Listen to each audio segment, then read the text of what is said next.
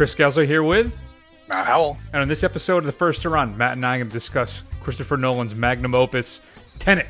What happens when you cross science fiction with James Bond and time machines and stuff. And it's really, really simple to understand, and Matt's going to explain it all to us. We're also going to spend a few minutes, because we have kicked off our Neo-Noir Marathon with Stephen Frears' The Grifters. Matt, a film I have never seen, but I've always heard it's quite good, and I'm very happy we're able to catch up with it. Or am I? And then we're going to tell you what our 5 favorite Christopher Nolan scenes are. And of course, as always, we'll run down the big releases on physical media featuring the straight-to-DVD and streaming picks of the week. So let's start everything off with a little Tenet magic.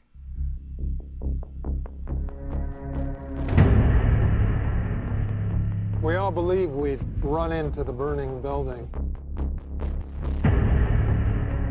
But until we feel that heat, we can never know.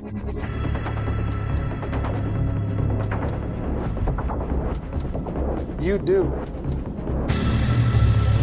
You chose to die instead of giving up your colleagues.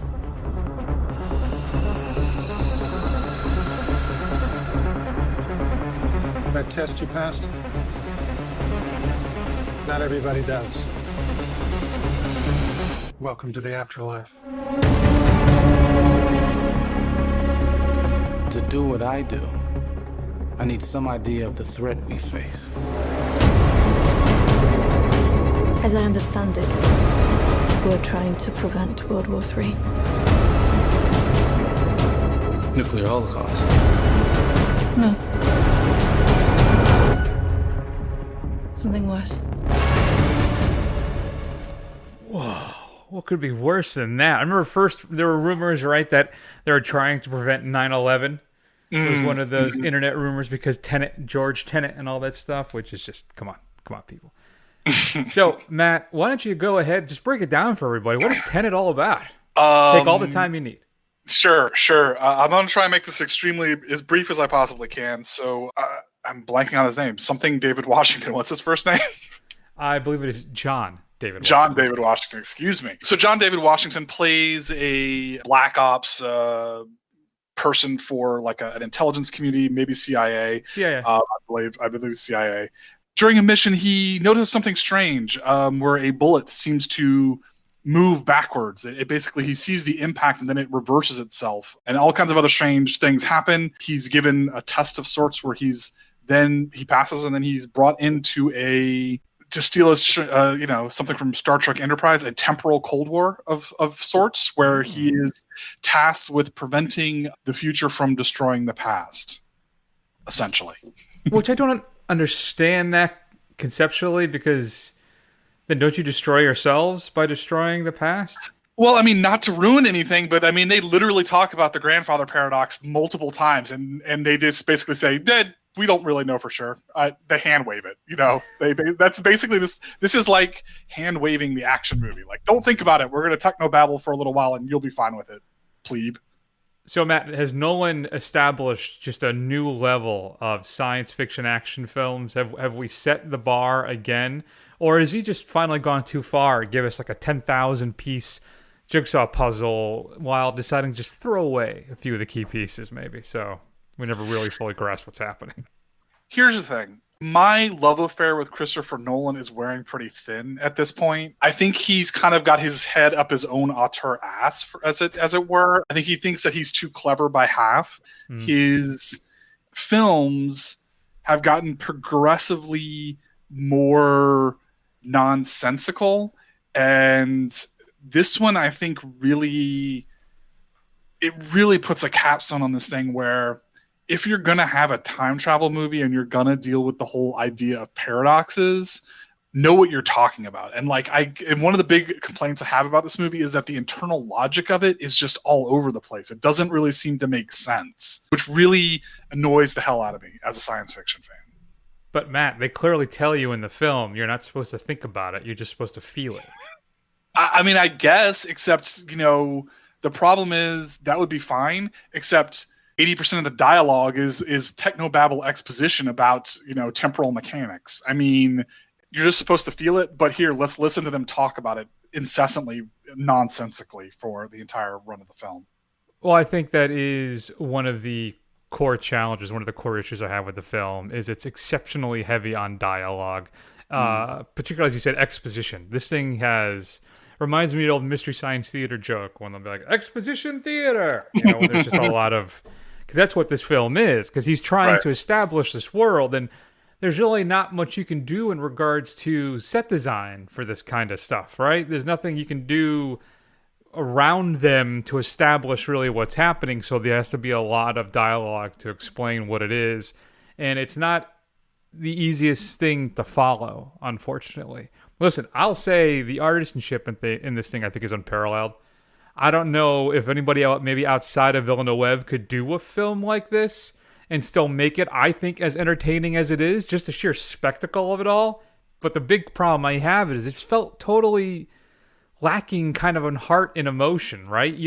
I think one of the most shocking things for me with this was just how anti-charismatic John David Washington is in this thing. Mm-hmm. Mm-hmm. And the only real character you would care about is Elizabeth Debicki, I think. And even then, I think it's a pretty low bar, unfortunately.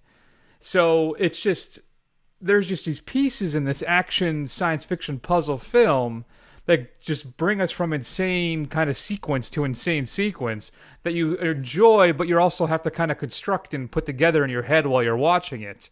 And I enjoy that. I'm fine. This is one of those films that I think that demands repeat viewings.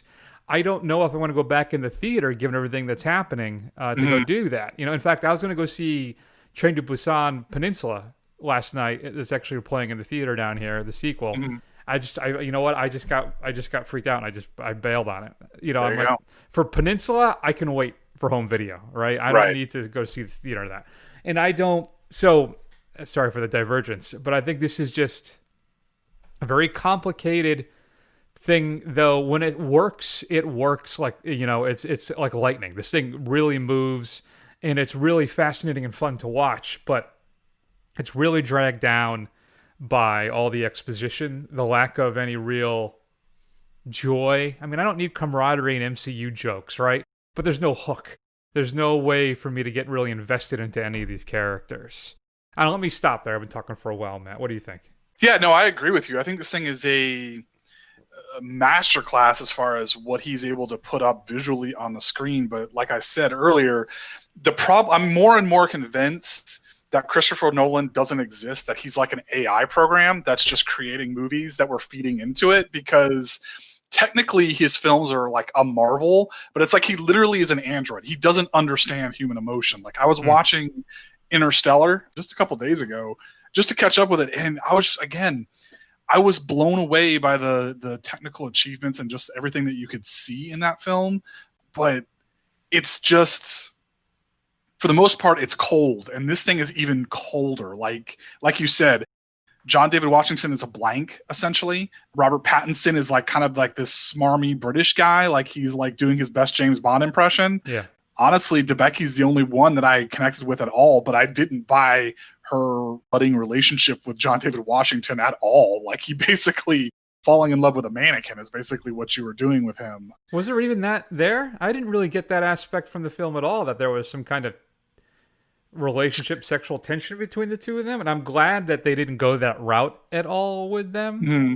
I felt like there was, I think they were hinting at it on the edges. I don't know. I got the story beats of there from reading the language of cinema, from all the stuff that I've seen. It seems that we were supposed to believe that, but they were never going to pursue it. Like it was never really explicit, like they're fighting against it. It's just kind of like a constant undercurrent, but it's so poorly done that someone like you know, who's obviously well-versed in all this stuff, missed it because, or maybe I'm wrong and he was making the language that just so poorly. I don't know. Like maybe.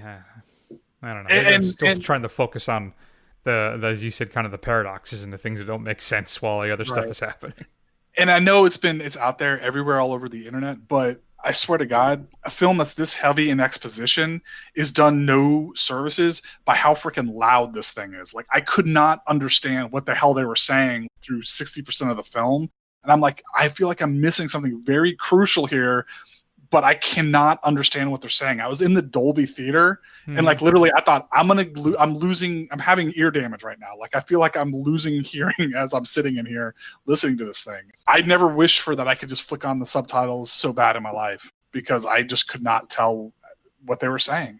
That's interesting. So Screen Rant, I think, Matt Singer's site actually did an article about that and Nolan's penchant for down mixing voices in his films, and basically he wants them at times to be treated just as additional effects for the on-screen activity and not actually spiking out the dialogue so you really hear it. Now, I saw it in the Dolby too. I didn't really have much of an issue discerning what they were saying in my screening, but I understand that there's been a complaint across the board for the film, so yeah, I don't know why he's doing that particular thing. I think that's more of the up the auteur butt type thing, where he's just a little too clever by half, I think. Yeah.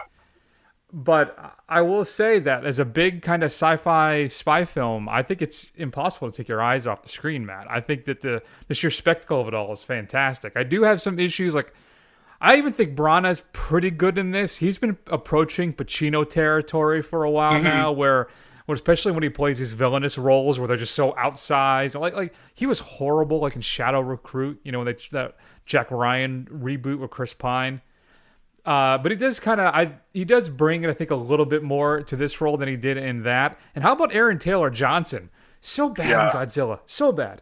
But I think he's actually quite good in this. I think he's just perfect in this film. Yeah, I quite enjoyed him. It took me a few beats there. I'm like, is that Aaron Taylor Johnson? I'm like, oh, it is. I like this guy. I thought he was doing really well. So I guess, you just never know what you're going to get out of those actors. I don't know, man. Like, I think I have the impression that you liked it a lot more than I did. I'm not saying I didn't like it. But man, Nolan's on thin ice for me. Like, I don't know, like... Well, how much of that is his work and how much of it is the push to get this thing theatrically released during the pandemic? I know that's a big part of it for you. Yeah, it is. I think maybe it's a combination of the two. I think it's the big push to get this theatrically released in the theaters, added to the fact of all the problems of his own making in this. Like, I feel like at the very least, you could have made this a more easy, accessible experience for people who are going to come out and go see your film in the theaters. But instead, I want it to be the dialogue to be part of the background. Like that's BS. Like seriously, like if you're going to make people come out in a pandemic to go see your film, make them see what they understand, what they're hearing. I have to tell you, he's approaching territory where he may not be must see for me anymore. We'll see what the next one brings. But if he doesn't show a lot more, or hook me a lot harder, like I don't know if he'll be somebody I'll be rushing out to see in the theaters or get super excited to see what he's got to produce. Interesting. So I wonder if you could help me with some of the time travel stuff, because you're much more well-versed in the science fiction stuff than I am. Mm-hmm. Sure. Isn't there a part where they say, like, if you... All right, so part of the thing is it's I think hampered by some of the time travel cliches. All right, you're always going to end up fighting like a version of yourself in some capacity, or you're going to run into that version of yourself. And isn't there a part in the film where they say, you can't come in contact with yourself? Yes, the time cop thing. Right. Yeah. So that happens. So why doesn't anything happen? Is it that's a good point. Yeah.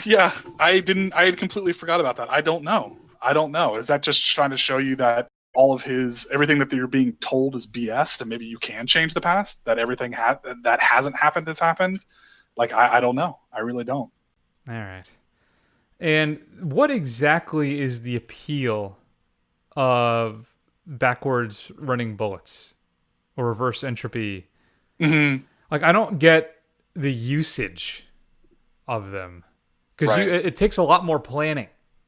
Because you have to get the person to the right point for the bullet to actually impact them, right? Right. Instead of just going up and randomly shooting somebody. Right.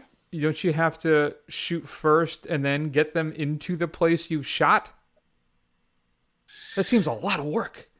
Yeah. See, the way I was watching it, if you're moving in reverse, you're doing things in real time. So even though you don't have to get them to that point, because when you take the shot, they're already there when you're going in reverse. So to you, it's happening in real time, if that makes sense. So Like, I don't have to worry. Like, if I'm moving in reverse and you're moving forward right now and I shoot you, right? I don't have to worry about getting you to this point where I shot you because you're already at the point where I shot you. Just to somebody moving forward, it looks like it happened in reverse. But to me, it happened as I was experiencing it. If you say so. See, God, Christopher Nolan pissed me off, man. I'm enjoying your brother's work much more than yours at this point. So, what was the last thing I was going to say? I'd like to see a deconstructed version of this film. You know, like he released a special feature Memento that actually plays in chronological order. Right. I wonder if there's a way to do that, where the thing runs forward in time the whole time. Yeah. Yeah, that could be interesting. That would be interesting to see as well.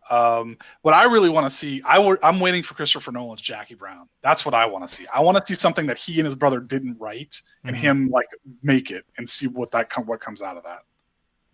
Fair enough. So, any parting thoughts about Tenet? You want to give me a grade? Yeah, I mean, we'll talk about it some more, I think, when we have our top 5 at the end of the show. But like Chris said, it's got some of the best action scenes I've ever seen. Just absolutely riveting stuff. And I was, as a cliche as it is, on the edge of my seat while I was watching these things. But it's just brought down by so much more of the stuff in between it that can't just elevate it into rarefied air for me. I'm gonna give it a B-, but that is a razor thin B- for me. Like he's out in the middle of the lake in March. You know, that's for me. Wow. Yeah, I gave it a B+, so I'm not that far off from you, really. But it's the lower end of the B+. It's the 87. It's not the 89. That's for sure. Yeah, mine's like the 80. That's basically where we're at. Fair enough. If you had a chance to see Tenet, shoot us an email at feedback@thefirstrun.com. Now, Matt, we're going to play a clip from a movie getting released in 4K. In fact, both of the films from this series are being released in 4K, but we're going deep on the explicit tag on this one, folks. So you want to earmuff this one. It's a little more than a minute long. It's my absolute favorite scene from either of these films. I laughed so hard I cried. So it probably won't be as effective out of context, but here, enjoy. Captain, are you wearing Kevlar? Now, gentlemen, we're not gonna sit here and pretend it's not a big-ass elephant in the room. What the fuck is going on? This is what the fuck is going on.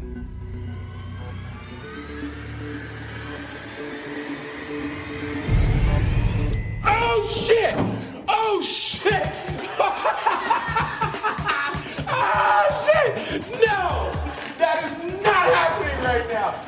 No! Hey, yo, he's fucking the captain's daughter! Yo! Every time you say that shit, that's another foot in your ass. Schmidt, he literally, this is the best thing ever! Schmidt fucked the captain's daughter! Schmidt fucked the captain's daughter! Schmidt fucked the captain's daughter! Shit! Fuck! You fucked Captain Six's daughter? Captain, what the fuck? You bragged to him to his face! To his actual face, Captain. Do you understand that? This face right here, you bragged to that face? You actually high-fived Schmidt for fucking your daughter. Holy shit! Oh my god, It's really not that funny. This is when Channing Tatum crossed the Tatum line, was that 21 Jump Street movie. This, I believe, is from the sequel, 22 Jump Street. Two very, very funny films. Much funnier than I think I really expected them to be, or they even deserve to be. So just a blast, those two movies. So they're both getting released in 4K, so you can pick those up. I never bought them. I don't know if I'll be buying them in 4K. I feel if I ever do get them, I may wait for like an iTunes $5 each type sale. But if you're a fan, it's one to give you a heads up. They're going to get those 4K releases. The big release this week is Becky, the film we did a few weeks ago for the show with Kevin James. Plays the neo-Nazi. And it's, I think, worth at least renting. I think we both enjoyed it enough for you to check out. New to Blu-ray, Criterion is releasing Beau Travail, the brand new 4K restoration of Claire Denis' film. A military man finds his position of prominence questioned when a new recruit wins the commander's favor. The brand new conversation with Denis and filmmaker Barry Jenkins, new scene-selected commentary, new interviews with the actors, and more. Vestron is releasing Cronenberg's Shivers, featuring a new audio commentary with Cronenberg and a whole bunch of new interviews. Now, Matt, if you're not familiar, Vestron has been kind of churning out these great old school B-80s kind of horror films, right? Mm-hmm. And they got their hands on Shivers, and they actually went dark for a while, and they just came back about 2-3 months ago. But the great thing is, when they were releasing stuff at $30 a pop, they're now at $13. They dropped their price point dramatically. So I actually picked up Shivers. It should be, well, I bought it. I pre-ordered it, so it'll be coming next Tuesday. So I'm very excited about that. If you haven't seen Shivers, it is a blast. I love me some crazy Cronenberg. Vestron is also releasing Little Monsters. This is the Fred Savage, Howie Mandel film from back in the day. Yep, I remember. Features new audio commentary with Jarrett Gahan, who's the editor-in-chief of cultofmonster.com. New isolated score selections, an audio interview with the composer David Newman. New interviews, including one with Howie Mandel, and more. Paramount continues their re-release series with Roman Holiday, brand new 4K restoration of the film, and a new filmmaker focus featuring Leonard Maltin discussing Roman Holiday and more. Again, Paramount, what are you doing? Blu-ray's been out for like 10, 15 years now, and they're just getting on kind of these deluxe edition releases, and they're doing these 4K restorations, but not releasing them in 4K. Right. Barefoot in the Park, featuring Robert Redford and Jane Fonda, is getting its release on Blu-ray. The Two Jakes is being released as well. This is Jack Nicholson's follow-up to Chinatown that he directed. Uncommon Valor, the Gene Hackman, Patrick Swayze film, is being released. Scorpion is releasing DEFCON 4. For me, one of the most famous VHS covers ever. If you're not familiar with DEFCON 4, the movie, Google it and you'll be like, oh yeah, I remember that cover. Never seen it. So hopefully maybe at some point I can rent it. But this one's about two men and a woman, and they circle the globe in a satellite armed with a nuclear device. Third World War breaks out, and a few months later the satellite crashes. They survive the crash, Matt, but only one man gets killed by survivors and the other man gets caught. The woman stays by the remains of the satellite, but is soon caught by evil punks who have taken power. And then a film I really enjoy, but I haven't seen it in a long, long time. Snow White, A Tale of Terror. This is updated, kind of more traditional to the Grimm's fairy tale version of the story, not the Disney version. And Sigourney Weaver features in this one. Eddie Murphy's Vampire in Brooklyn is coming out. Warner Archive is releasing another 4-movie set. I bought the horror one, which had The Hunger, and then Wolfen, Abel Ferreira's Invasion of the Body Snatchers, and one more film I'm blanking on. And then this one is a film noir one, which is The Setup, Out of the Past, Gun Crazy, and Murder My Sweet. All great films. If you have not seen them, check it out. I'm kicking myself, Matt, because I just bought Out of the Past and Murder My Sweet on iTunes for $5 a pop last month because I had them on DVD, and I love both those films. I've watched them a few times, so I'm happy to upgrade to HD on those. Arrow is giving us Ivan's XTC. It's an update on Leo Tolstoy's The Death of Ivan Ilyich, set in contemporary Hollywood. It features the original uncompressed stereo and 5.1 sound mix options, optional English subtitles, a Q&A with the director Bernard Rose, and more. Your straight-to-DVD pick of the week, though, Matt, is going to be Jesus Shows You the Way to the Highway from Arrow. What do you get when you cross Afrofuturism, Cold War paranoia, the dystopian world of Philip K. Dick, and 60s exploitation cinema, along with a hefty dose of Lynchian surrealism? The answer is Jesus Shows You the Way to the Highway, the second feature by Miguel Alonso, previously of Crumbs, and one of the most striking and original films you'll see all year. Matt, the year is 2035, and Special Agent Gargano dreams of leaving the CIA to open up business with his wife, Malin. Before he can hand in his resignation, however, a strange cyber attack hits Psychobook, the CIA's operating system, forcing Gargano to enter cyberspace via virtual reality to combat the threat.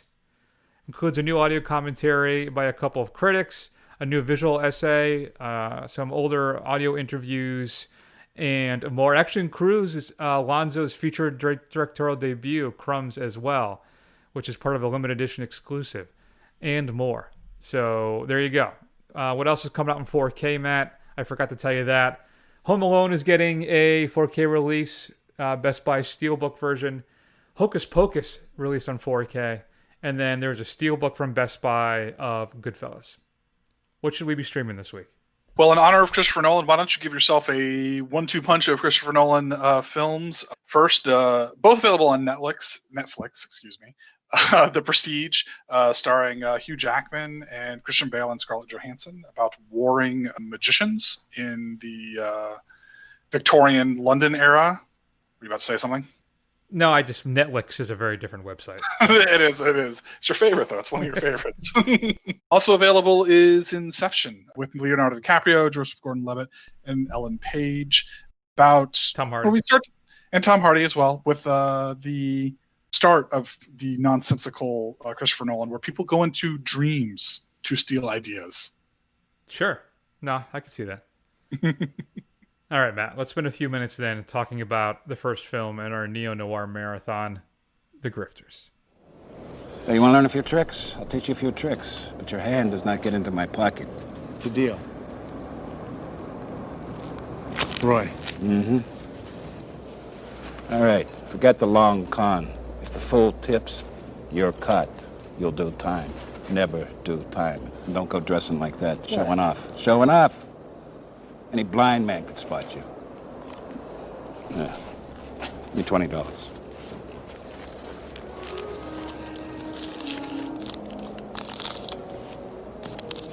Come around tomorrow. I'll take you again. Oh, Matt, it's a fun and lighthearted con heist film, isn't it? Mm-hmm. Sure. No. No. It's not. So John Cusack plays Roy Dillon. He is is it fair to say, small-time con man? He does short cons, Matt. You don't do the long cons because that's where you get into trouble, right? So Right. he's just squeaking out a living, just conning people here and there. And he gets a visit from his mother, played by Angelica Huston, Lily Dillon. And there are some weird dynamics in that relationship. And then John Cusack's character is dating a woman played by Annette Bening. Her name is Myra, and the two of them are into some weird dynamics as well. It's an odd film. So, Matt, I was expecting this grand, Ocean's 11-esque, where they come team up to take on some big fat cat and steal him Right. for all his money. And Right. that's not what this film is at all. Not at all. So what happens is Cusack's character does one of his little short cons. He tries to rip some guy off at a bar, beats him up, this guy, and he has internal bleeding, almost dies. His mother happens to be visiting him at the time, gets him to the hospital, and she is sort of now on the run because she works for this kind of nondescript mob guy and named Bobo Justice, played by Pat Hingle. Speaking of which, this film is just chock full of character actors. A lot of, that guys are in this movie. So she's on the run because she's crossed her boss, basically, and she needs to come up with some scratch quick, as they say there. The scratch, the cash, moolah, De Niro, The cheddar. That's it. Thank you. And just how the interplay between Roy and Lily kind of all plays out, I won't ruin it for you. It's something else. So, Matt, what do you think about Grifters? Was it a great, fun way to kick off our Neo-Noir Marathon, or I don't know. I would say this. So I had not seen this either. I'd heard of it. I heard it was excellent. And I had always had this impression that it was kind of like a comedic film, especially with some of the soundtrack choices in it. But the thing you got to remember, and I realized this long time later, but is this is written by Jim Thompson. Jim Thompson is the guy who brought us such things as The Killer Inside Me, which is another really dark film that we watched for the show a few years ago. And he brings in the noir into these neo-noir films. Like, this thing is a black, dark, rough outing. And it's really interesting to just watch these criminal elements of various means and abilities and finding out where all of their lines are and how they basically interact with each other, how they're kind of all doing this dance amongst each other. And this has two, I would say, quite literal femme fatales in this, and Angelica Huston and Annette Bening playing off two different things. It's really an interesting thing. It has like these lighthearted scenes or like these kind of more typical scenes that you would expect versus kind of undercut by this current of just violence and just nastiness, which to me seems pretty in line with Jim Thompson. I enjoyed it quite a bit. I kind of appreciated the fact that it was not like this lighthearted kind of crime does pay kind of romp thing. No, not at all. It is pretty nihilistic at times too. And from what I understand, there's one scene with the oranges that originally was supposed to be a lot darker, and I guess it is in the book than it is in the film. In fact, Angelica Huston was so sick about the way the scene was supposed to play out that she was like, it was a really rough thing for her. You can look it up on Wikipedia. I'm not going to elaborate further. It was just, let's just say it's not implied from what I understand like it is in the film. It's not a threat in the film as it was originally planned. It wasn't going to be just a threat. So it does go to some really dark places, but it also, I think, features some truly grounded, great performances, man. I got to tell you, and not everybody, but Angelica Huston and Bening were both nominated for the Academy Awards. Huston for lead, supporting for Bening, adapted screenplay. Frears is nominated for Best Director. It is a riveting film, but it is tough at times to really watch. And what's really fascinating is I love that really none of our characters are really reliable narrators, particularly Bening's Myra. I mean, she is great to watch on the screen, but you get the impression she's working an angle on everybody, right? And unfortunately, things may not work out as well for her as maybe she would hope. But everybody's lives, Matt, as you said, are on the edge, and they're desperate for the next buck and capable of making an honest living. And you just see, like you said at the beginning there, where they're willing to draw the line, if there even is a line for some of them. And I got to tell you, it was really just a fascinating watch. I am really glad we caught up with it. One thing I found, too, that there's this kind of timeless feel to it. A lot of these films, particularly I feel like this happened in the 90s, were kind of time capsules of their time, right? They feel very stuck in their decade. But this thing felt fresh and new to me, and it's been 30 years since it came out. So listen, folks, it's not some grand con heist film at all. It's just desperate people doing whatever they can to survive by getting over on somebody else. It is a strange, dark, but fascinating film. Yeah, definitely. I mean, this thing really puts an exclamation point on the line of, violent delights have violent ends. And like everybody is kind of the recipient of that to varying degrees. And I think it's always fascinating, especially with Jim Thompson's, his books and just his work in general. It's just like he does not pull any punches to a lot of this violence, and it's really shocking in a lot of ways. But at the same time, he kind of challenges you to say that, these are not good people. These are bad people, and this is the result of their own actions. They have no one to blame but themselves for these things that they get themselves into, which is just an interesting way of approaching it. I mean, I don't think you would see, honestly, well, except maybe the last film based off of his work. You don't see films like this very often, and it really stuck with me. I thought it was fantastic. Yeah, especially too at the time, right? This feels maybe that's part of it. Is I don't recall a lot of cinema this kind of dark here in the early 90s. Outside, I mean, you have your Sallows and all that other really creepy, horrible stuff, right? But domestically here, I don't know. This just went to places I just didn't expect. Maybe that's what it is. I did not get the film I thought I was going to get, and I'm happy about that. But still, woof. So I'm just curious, Matt. I was doing some research on this. So Frears lost out to Kevin Costner for Best Director for Dances with Wolves, a film I still haven't seen. But the competition is Godfather Part 3, Burbett Schroeder and Reversal of Fortune, and of course Martin Scorsese for a little film called Goodfellas. Angelica Huston lost to Kathy Bates in Misery. Julia Roberts was up for Pretty Woman that year. Oh, wow. So, Meryl Streep, Postcards Up from the Edge, and Joanne Woodward for Mr. and Mrs. Bridge. And then Annette Bening lost to Whoopi Goldberg in Ghost. Yeah, okay. And then Lorraine Bracco was up, nominated for Goodfellas, Diane Ladd for Wild at Heart, and then Mary McDonald, Dances with Wolves. So, yeah. But that's the year that Joe Pesci won for Goodfellas, though. So, okay. I don't know. So what are you giving it? Oh, yeah. I gave it a B+. Did you? Yeah. I'm giving it an A-. I feel like the bar's been set pretty high for the rest of our run here. Hopefully this marathon is not as disappointing as some of the ones we've had this year. It has not been it's not been a good year for us with marathons now. No. I think too, I wonder if I'll soften on that B+. I mean, sharper it on it, because I think it's just, I'm still in a bit of a shell shock because it's not the film I thought I was going to get, you know? Right. But fair enough. If you've seen The Grifters, we'd love to hear your thoughts. Shoot us an email at feedback@thefirstrun.com. Currently available on Hoopla. That's where I saw it, Matt. What about you? I had to rent it. Unfortunately, my library does not offer Hoopla. Sorry, bro. You got to have them get on that. It's a great resource. You believe the stuff they have on there. It's crazy. Yeah, neither that or Canopy. Either one. I'm very upset. I guess that's what happens for living out in the sticks. Yeah. All right. Let's take a break then. We're going to come back and tell you what our 5 favorite Christopher Nolan scenes are. Here's one that didn't make a cut for me. If we're gonna play games, I'm gonna need a cup of coffee. The good cop, bad cop routine. Not exactly.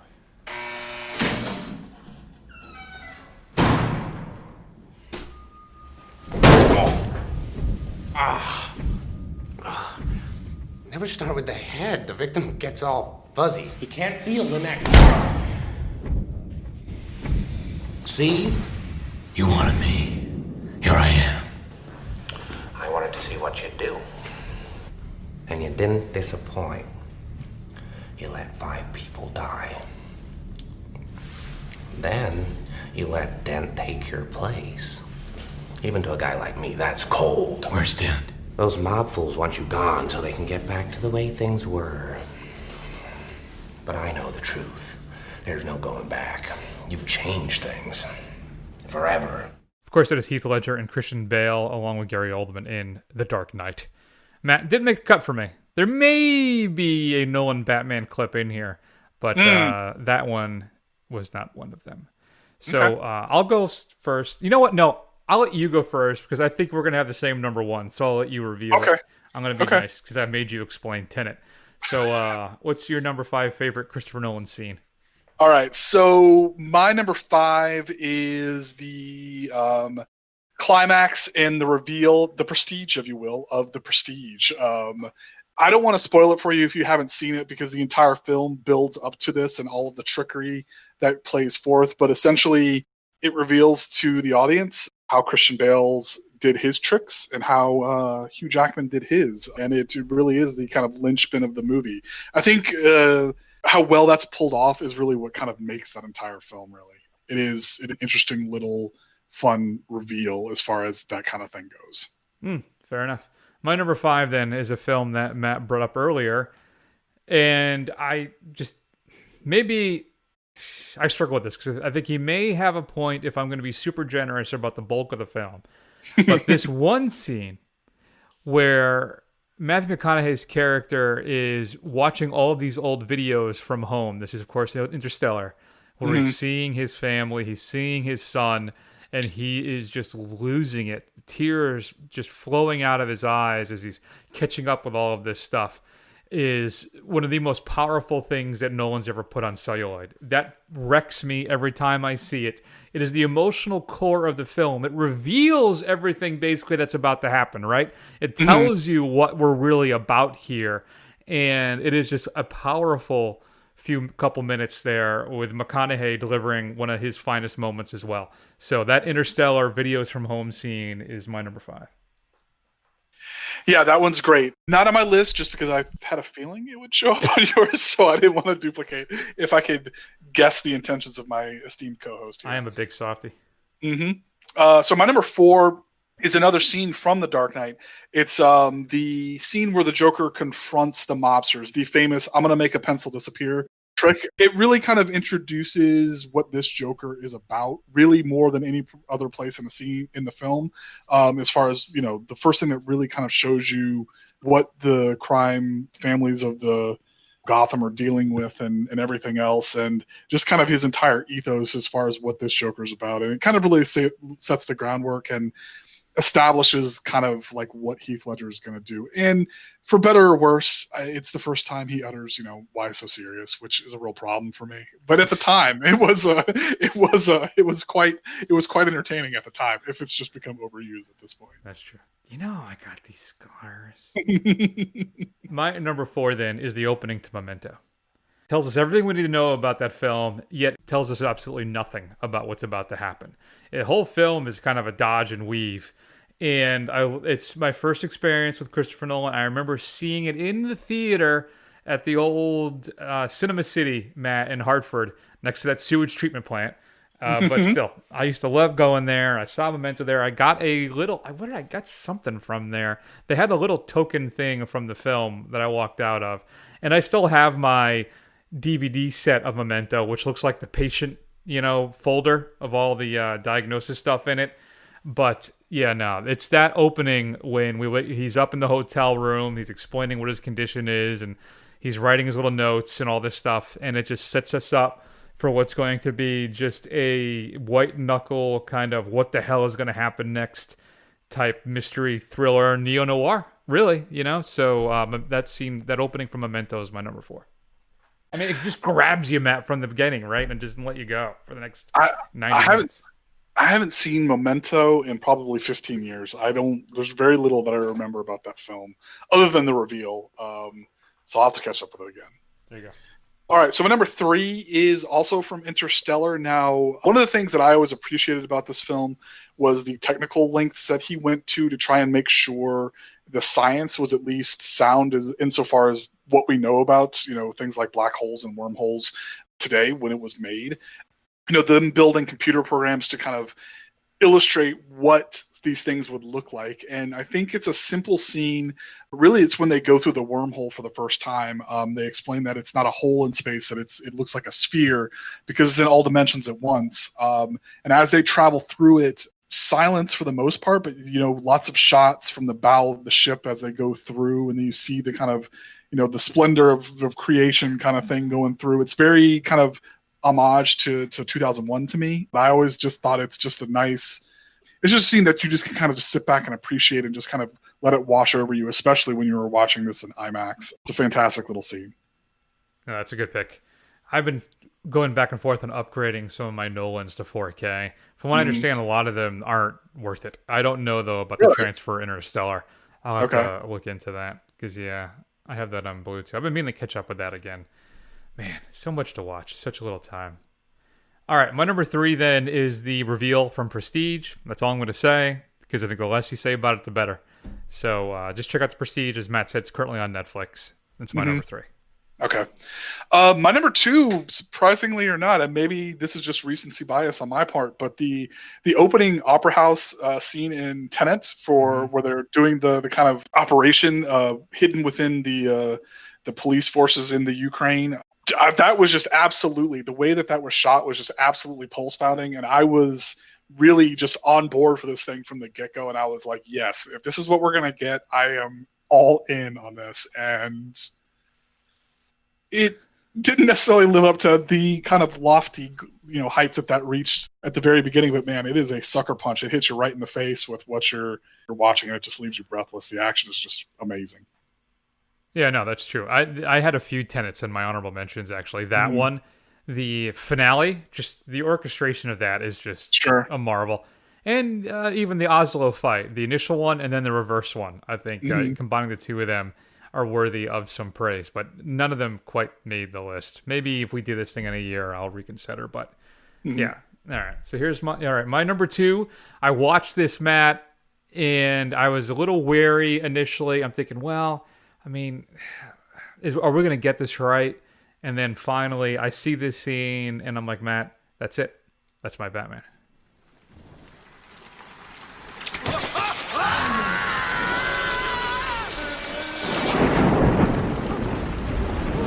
Where were the other drugs going? I never knew. I don't know. I swear to God. Swear to me! It's the best scene in the film, really. Swear to me. So it's my number 2. I remember when I first had it on Blu-ray, I must have just rewatched that scene a Right. bunch, like 5 or 6 times because I loved it so much. I'm like, that's it. So that's my number 2. Bale and his voice, man, his Well, it got progressively worse as the films did. go on. That one's It not did. as bad.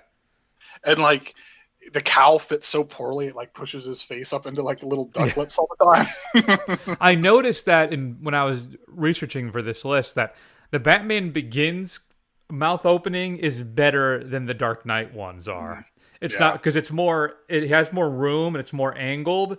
In Dark Knight, it's basically kind of like a circle. And like you say, it really pushes his mouth out. Yeah.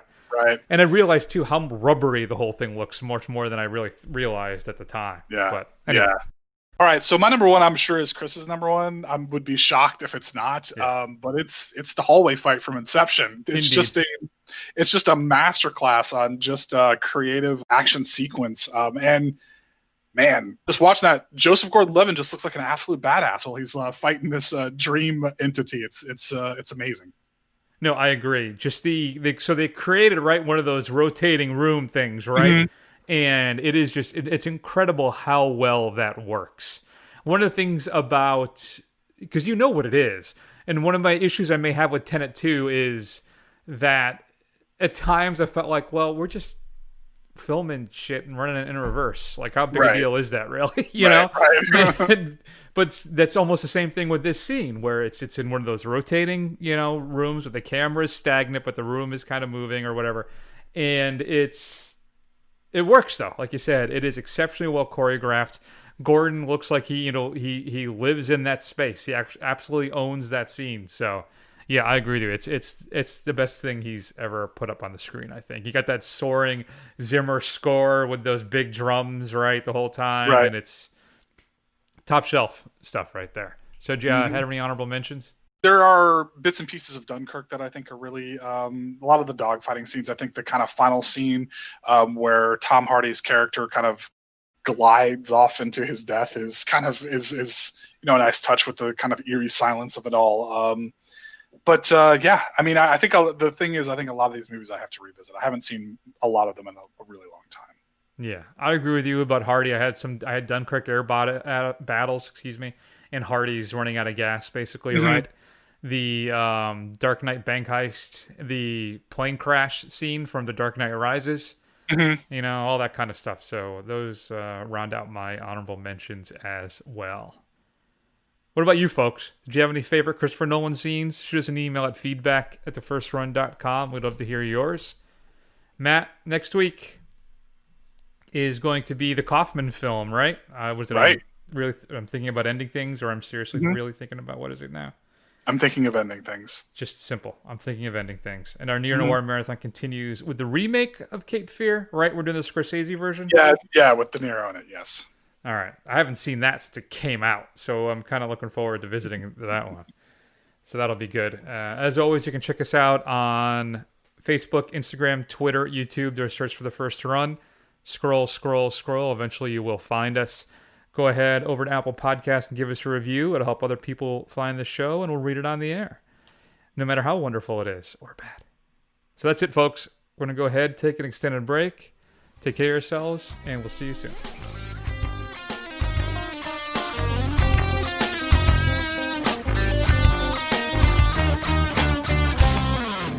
My name is Jeff.